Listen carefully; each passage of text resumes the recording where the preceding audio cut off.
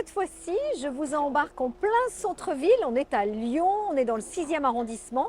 Et nous allons découvrir une des très belles et grandes et très qualitatives charcuteries lyonnaises où nous allons voir la fabrication, la cuisson des célèbres andouillettes. On va voir comment on travaille le cochon, puisque vous le savez, dans le cochon, tout est bon. On est chez Sibylia et Bruno va nous accueillir pour nous faire une visite guidée de son établissement avant d'aller ensuite au hall. Mais là, c'est le lieu de production, c'est l'atelier. On y va. Hello, hello. Oh, salut. Salut. Ça va? Et toi? Bisous. Allez, bonjour. Bah, Et bonjour Anne. merci de nous accueillir Un dans plaisir. ce bel atelier Ouais. qui est récent. Il y a combien de temps que vous l'avez ouvert? Officiellement, 1 an. Donc ici, tu as, évidemment, c'est une boutique aussi, hein, parce qu'on Alors, voit, oui. et c'est un parti pris hein, d'avoir fait une sorte de cuisine ouverte Oui. où on voit les chefs en train de préparer de bons petits plats, aussi bien les plats du jour que ce qu'on va aller les voir, on va s'approcher d'eux. On Parfait. va voir aussi les pâtés croûtes qui sortent du four, ceux qui partent au four. C'est une vraie fourmilière là. Hein. Bah, Ça l'intérêt, bosse. c'est qu'on alimente aussi 5 boutiques dans Lyon. Donc, on était un petit peu exigu. Donc, on a trouvé cette solution de séparer. D'accord. Et moi, après, j'ai ce côté dans le commerce où c'est difficile d'avoir une boutique qui est fermée et c'est aussi faire une boutique vivante. Donc, vivante par le côté facture humain, par le côté où on est toujours en activité et en plus où on voit les gens travailler. Mais j'ai rien inventé. Parce Oui, que, il y a un certain monsieur Paul, voilà. qui Il a avait fait ouvert ça pour les les cuisines. cuisines. Bah, écoute, voilà, c'est le côté où on est en train de fabriquer nos farces pour aussi bien nos pâtés que nos pâtés croûtes. Bon, on va rien dévoiler de très sorcier. Ouais. Voilà, et après, Alors ça, cette machine là-bas, qu'est-ce que c'est? bon, c'est juste. Un mixeur. On mixe. C'est pas vraiment un mixeur, mais un mélangeur, on va appeler ça. Voilà, où une fois qu'on fait nos farces hachées, on les met à mixer pour que justement les ingrédients qui sont tout pesés, ce qu'il faut savoir, Ouais. on pèse tout et justement pour que les recettes soient toujours égales. Voilà. D'accord, oui, oui. Donc, Donc là, ça va être du pâté croûte, ça. La farce, ce sera la marbrée de foie de volaille et foie gras. Marbré de foie de volaille et foie gras. Excellent. Le foie, le foie gras, on l'incorpore au dernier moment. Donc Pour un pas qu'il foie monte en gras. température, il est coupé en dés. On l'a mis à congeler dans notre cellule de refroidissement. Et là, comme ça, on aura bien les marquants. Et il faut du muscle, hein, là, parce qu'il faut bosser, là. Hein. C'est un... On n'a pas, Quand même un petit peu. Hein. on n'a pas froid, là. Hein. Et là, qu'est-ce que Yann est en train de faire? Bah, Anne, il est en train de chemiser les Alors, chemiser les terrines. avec La crépinette. avec La crépinette. Voilà. Ok, donc là, on est vraiment dans le travail de la charcuterie. Toi, tu as un CAP Cuisine. de cuisine. Voilà. Et alors, qu'est-ce qui fait que tu es, t'es passé dans la charcuterie? Bah, les faits de la vie, c'est-à-dire que Les rencontres. j'ai travaillé dans la restauration, aussi bien en famille, les rencontres. Ma première affaire, j'ai monté une charcuterie de produits italiens, fabrication de pâtes, des choses comme ça, et le développement de la partie traiteur. Après, j'ai eu un rayon boucherie aussi dans ma première affaire. Et puis, il y a 14 ans maintenant, j'ai eu la chance de reprendre une belle maison qui est la maison Sibylla en 2011 et d'amener mon côté cuisinier aussi bien avec mes collaborateurs et avec les chefs et d'amener ce développement sur des recettes plus traditionnelles, mais aussi de faire des choses qui sont différentes. Bien sûr qu'on travaille le cochon, mais par rapport à ça, on essaye justement de faire des recettes où on va dire on va chercher un produit spécifique à la maison Sibylla. Tu nous, petit coup d'œil sur ton étalage, ton étal. Donc là, vous avez... Non, je vous en prie. Merci, merci, merci. C'est le pâté croûte à l'andouillette. Voilà. Pâté croûte à l'andouillette. Tu peux nous le montrer là, Ouais, qu'on bien voit sûr. un peu? Parce que je pense que les gens vont se dire, il est comment ce pâté croûte à l'andouillette? Pâté croûte à l'andouillette. Et donc, il y a de l'andouillette et de la moutarde avec. Et puis, un petit peu- C'est déjà un mix entre nos farces, c'est-à-dire fraises de veau, du cochon dedans bien sûr. Voilà, et après, en fait, Alors- moi ce que j'aime, c'est que quand j'ai repris la maison Sibylla, c'était de s'amuser et de faire des choses pas différentes. Mais ouais, par exemple, à un moment, Revisiter. on fait des madeleines salées, mais on fait des madeleines sucrées. C'est aussi de revisiter un petit peu les produits. Et, voilà. Ça, qu'est-ce que c'est? Ça, c'est les feuilletés, le feuilleté traditionnel jambon fromage, petite béchamel, D'accord. jambon fromage, voilà. Tu as des petits pâtés aussi, ça c'est mignon comme tout. Bah alors, Des on petits sait les trucs faire en grand, individuels. petit, alors c'est pour ça qu'on parlait des farces tout à l'heure. Voilà, c'est une farce cochon. Bien sûr, on a fait un petit insert cochon dessus.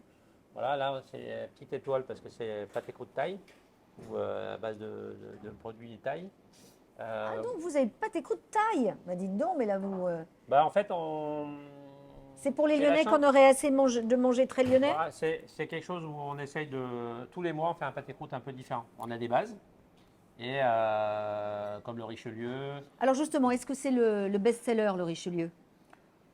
Bah, on va dire que oui, ça fait partie des pâtés croûtes qu'on garde parce Alors que. tu nous le montres là qu'on voit là, qu'on le voit. C'est celui-ci. Richelieu, bah, donc, ça sera plus joli quand même. Voilà, une belle tranche. Alors rappelle le Richelieu. Farce toujours avec des marquants, comme a expliqué Olivier tout à l'heure, avec là, des noisettes torréfiées, trompette de la mort, foie gras.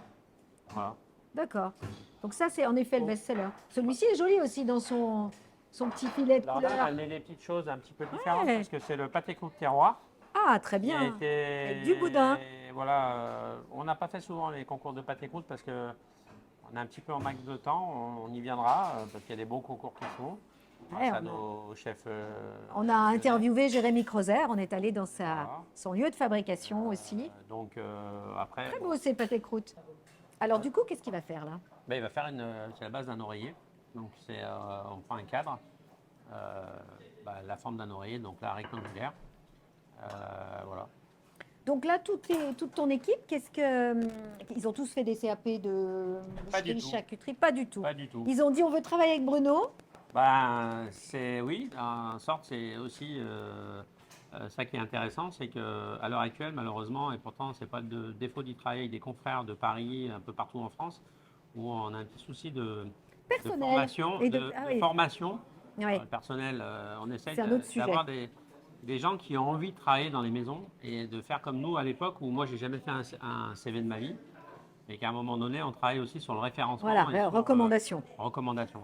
Donc, dites-nous ce que vous faites, Donc là, chef Bora.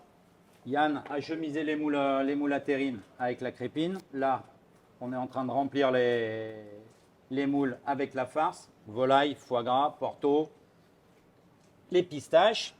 Vous avez pesé, On portionne tout à 2,8 kg. d'accord. Le temps de cuisson, comme ça, il est maîtrisé. Ça veut dire que vous allez faire cuire tout ça en même temps? Tout ça en même Dans le temps. four. Dans le four, une fois que les pâtés croûtes sont terminés, il nous reste encore une tournée de pâtés croûtes à cuire. Derrière, on enquille avec les terrines. Les terrines, on doit en avoir 16. D'accord. Donc là, ça va devenir de la terrine Oui, tout à qui fait. va être présentée, Qui que va les être gens vont présentée. acheter, vous allez Oui. couper des tranches et compagnie. Ça se conserve combien de temps une terrine quand on la fait, là, comme ça, quand on la cuit? Ensuite, combien de temps? À la maison, on doit pouvoir la garder, moi je pense une dizaine de jours. Ouais. Ouais. Oui, parce que évidemment, c'est tous des produits extrêmement frais. Donc, on voit des pistaches. Les pistaches pistaches, aussi, on a là. les foie gras, Et on est-ce a que le foie gras anglais, les pistaches, et tout le reste c'est passé au hachoir. Foie de volaille, la gorge. Ah, c'est chouette. Ouais. Et donc, vous avez tout mélangé là-bas. Et le petit cochon qui est arrivé là ce matin, qui est quand même costaud, hein, le cochon. Le Qu'est-ce que demi. vous en avez? Ah, c'était un demi. Il y avait pas C'est parce le que je vous ai vu demi-cochon. tout à l'heure. La tête de cochon, elle arrivera demain. Et là, demain, on va préparer jambon. On va se faire plaisir un petit peu. On va pouvoir préparer. On aura nos côtes de cochon. On va en faire 8-10. Qu'on proposera à nos bons clients. On va récupérer le filet mignon là. Derrière, on va récupérer l'avant et l'arrière. Il y en a un, les deux vont partir chez notre ami qui nous prépare nos jambons. Et le reste, on va s'en servir pour le hachoir. Au hachoir, je pense que demain, on va faire de la farce à Godivo. Dans le Chair à cochon, tout est saucisse. bon. Voilà, il n'y a rien. Bah, surtout celui-là, là, il vient de pas loin.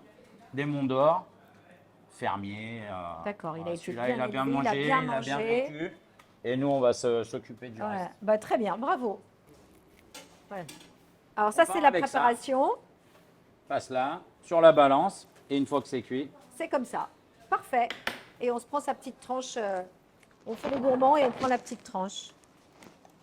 Voilà, c'est généreux. Hein. puis derrière, Un bon pain, un bon Ben, verre de vin rouge. ouais, et allez, je pense, c'est parti. un bon copain, une bonne copine, peu importe. Voilà. Des bons copains, des bonnes copines. Voilà. Ouais, ça, c'est vraiment généreux. On voit bien tous les Derrière, marqueurs. on a bien Hein. nos marquants, voilà, on a bien le foie gras, on a bien Ouais.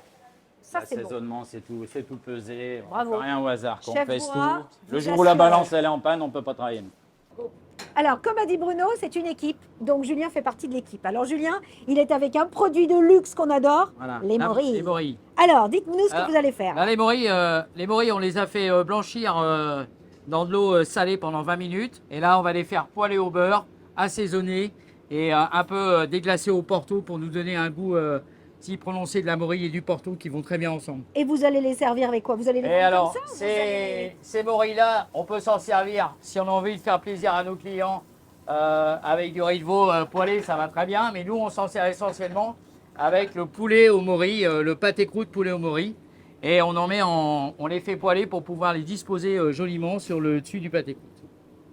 Donc ça, elles étaient à l'origine, Elles étaient étaient séchées, on les a donc fait tremper dans l'eau tiède, une petite demi-heure, et puis après, on les a fait Ouais. blanchir à l'eau, et maintenant, on les a laissés égoutter, Ouais, et on elles les sont fait belles, poêler. ces petites morilles. Voilà. Bon, ben bravo, ça j'adore, hein, c'est très visuel. Donc là, on est dans le temple de la gastronomie. Voilà, oui.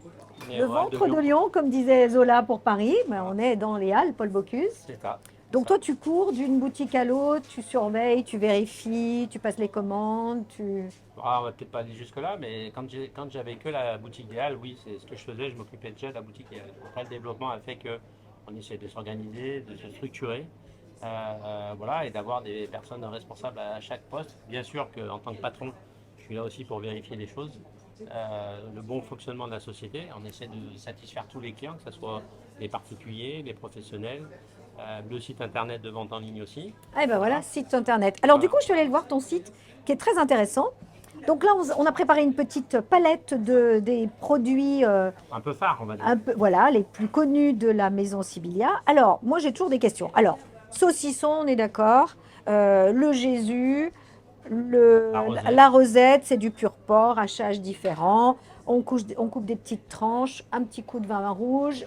Avec les copains, tout va bien. Comme Monsieur Paul aimait, petite tranche, une petite baguette, un peu de beurre. Ah, il rajoutait du beurre, le Et, coquin. une tranche de rosette, ça va très bien. Voilà. Tes pâtés croûtes dont on a vu la préparation, À l'atelier. la cuisson à l'atelier. Voilà. Et puis moi, j'ai des questions concernant ces saucissons à cuire. Ouais. Alors, explique-nous la différence entre le cervelas, le sabaudet, combien de temps ça se fait cuire, qu'est-ce qu'il y a dedans, parce que là, j'en vois... Alors, tu as... Le sabaudet, Reste avec moi. on voit bien que déjà le boyau n'est pas le même. Alors, le sabaudet, c'est un saucisson, mais là, il est à cuire, on est d'accord? Oui, ça c'est le sabaudet en fait. D'accord. Donc le sabaudet, la différence c'est que le hachage de viande n'est pas le même et que le fuseau qui entoure le saucisson n'est pas le même non plus. Là on travaille avec un droit de bœuf et là avec un droit de porc, ce qui fait que c'est plus fort en goût. Voilà. Plus fort D'accord. en goût. Mhm. Le hachage de la viande n'est pas la même et surtout à l'intérieur on met de la tête, on met beaucoup les ingrédients qui vont être un peu gélatineux ou carcasse. Parce que c'est un produit, c'est le seul par rapport à un cervelas à cuire où le sabaudet, on le pique avant cuisson. Et c'est quelque chose qu'on vend beaucoup à la période du Beaujolais.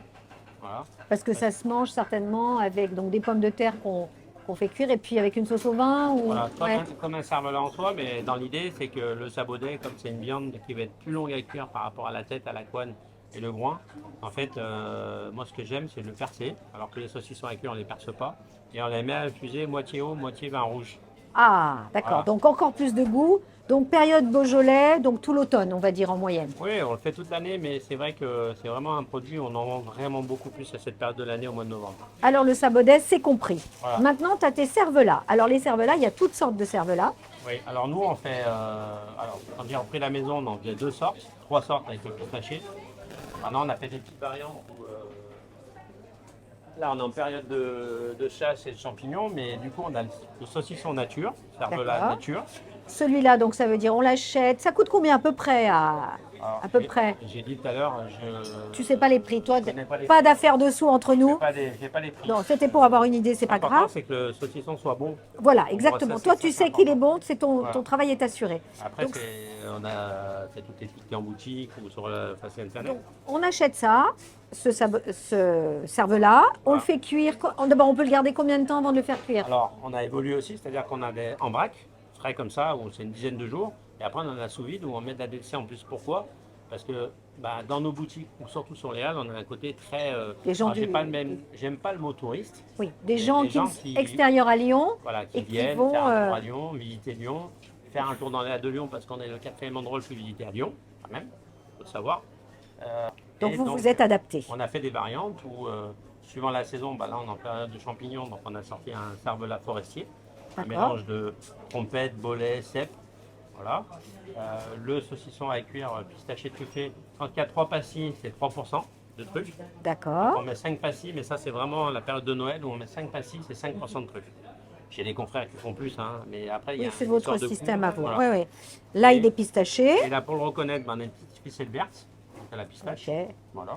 Et donc ça, on l'achète, on le garde un certain temps chez soi, on le fait cuire, donc on le fait eau frémissante, Moi ce que je fais c'est départ eau froide. départ. Départ Ah, eau froide, pas piqué, pas salé. Départ eau froide, quand ça bout, on baisse le feu, on laisse frémir un quart d'heure, 20 minutes, pas un plus. quart d'heure, 20 minutes. Est-ce qu'il On faut compte mettre pas. les pommes de terre aussi pour qu'elles Alors, prennent du goût? quand ça bout, on peut mettre les pommes de terre dedans. Je le conseille. Bah oui, Mettre parce que les ça petites donne pommes du de goût terre, aux alors. pommes de terre. Il faut et justement, comme le saucisson va diffuser son gras de cuisson, son gras de viande, ça va Donner justement du goût aux pommes donner de du terre. goût aux pommes de terre. Ah, je suis rassurée, je vois que tu es passionné, gourmand, gourmet, la qualité avant tout. C'est exactement ça. Alors, merci pour ces belles odeurs. Alors, Ah oui. personne ne sent. Ces belles couleurs, ces bons produits d'extrêmement très belle qualité.